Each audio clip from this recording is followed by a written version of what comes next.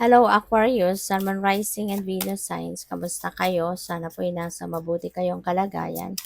Welcome back po sa Star Tarot at kung bago kayo rito, welcome din po kayo. Please subscribe, like, share my videos and leave me a comment kung nakaresonate kayo. So we have the Ten of Pentacles. Ayan. So si Ten of Pentacles, this is abundance, this is prosperity, ganyan.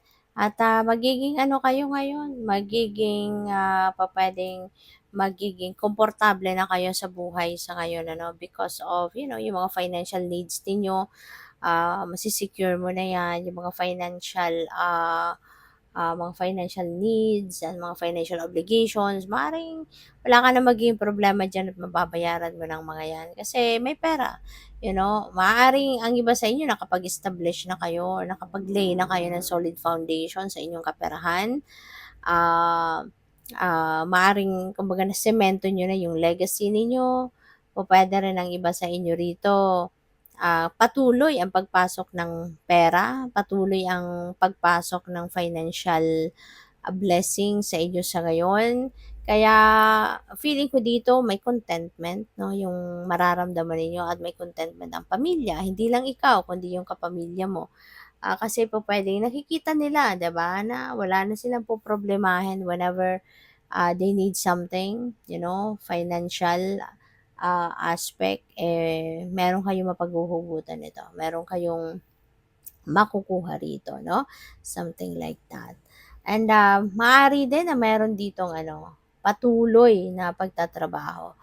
Po pwedeng nagnenegosyo din kayo or maybe you're a career person then or maybe you are a business person. Kaya patuloy, no? Patuloy na nagpapayaman kayo, patuloy na papasok ang pera sa inyo kasi masipag ka, matiyaga at meron kang source, no? May pinagkukuhanan ka talaga ng kaperahan. Kaya lang paminsan-minsan hindi po puwedeng hindi kayo magpapahinga. Paminsan-minsan you also need to, give yourself time to breathe. Kailangan mo din na mag-time out, 'no, yung sipag at tiyaga kailangang, laging nandiyan pero dapat meron ka ding gagawin para sa sarili mo na para maging maganda din ang inyong pakiramdam. Dapat lagi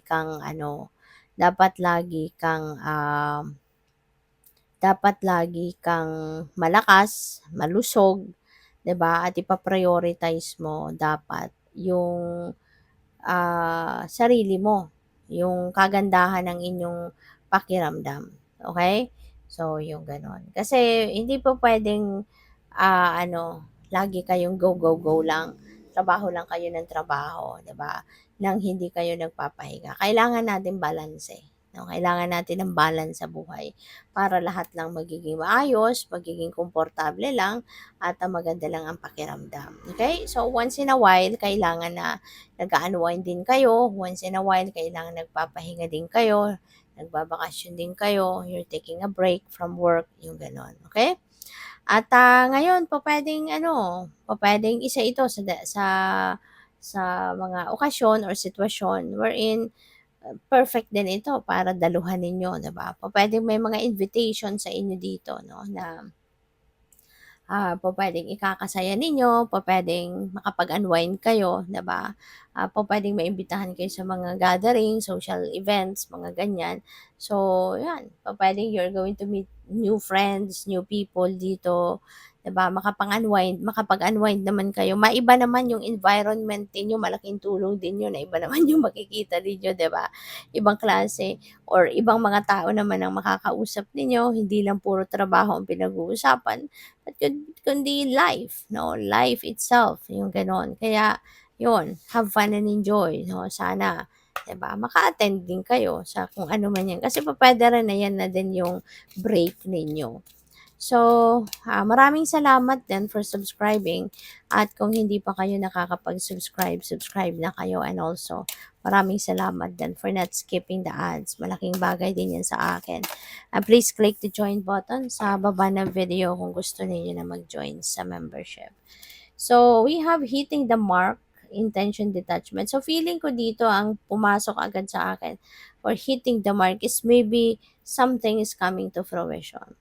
Siguro kung ano man yung pangarap ninyo or ano man yung sinet ninyong intention, back then, maaaring ngayon mangyayari na ito. Ma-a-achieve mo na, 'no? So, this could be a time of achievement and accomplishment para sa'yo. Kaya good good job, 'no? Good job at, 'yun, pupuwedeng isa 'yan, 'no, sa magdadala sa'yo ng maraming pera or additional na kaperahan.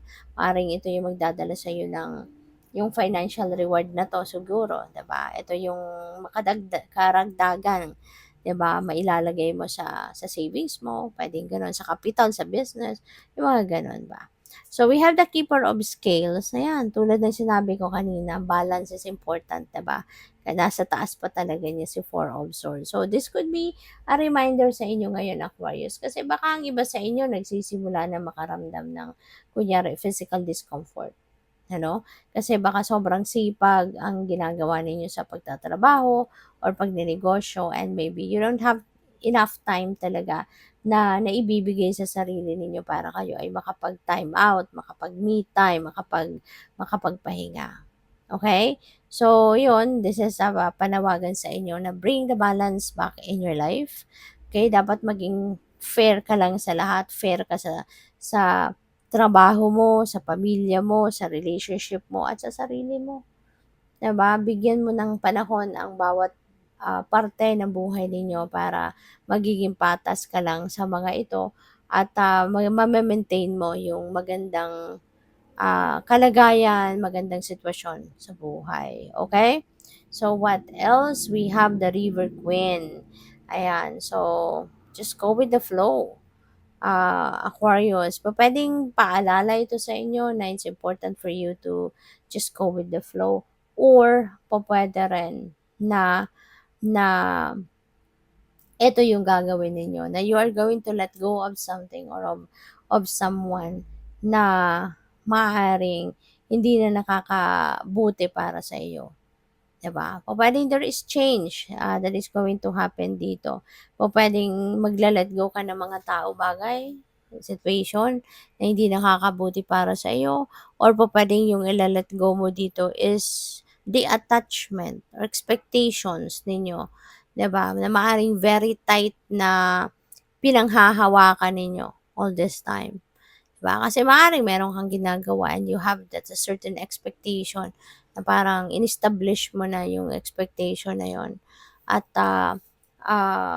sa sarili mo, 'di ba? At pupuwedeng yung expectations na 'to is something na, 'di ba, parang nakaka-derail lalo ng diskarte mo, nakakasira lalo sa flow ng energy, sa flow ng mga pangyayari, puwedeng gano'n, eh.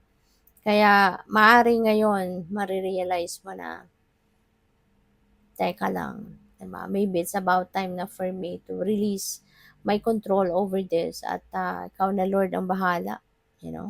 Parang you're just going to let go and let God do the things, you know? So, good luck sa'yo. Thank you for watching. Love and light. Namaste.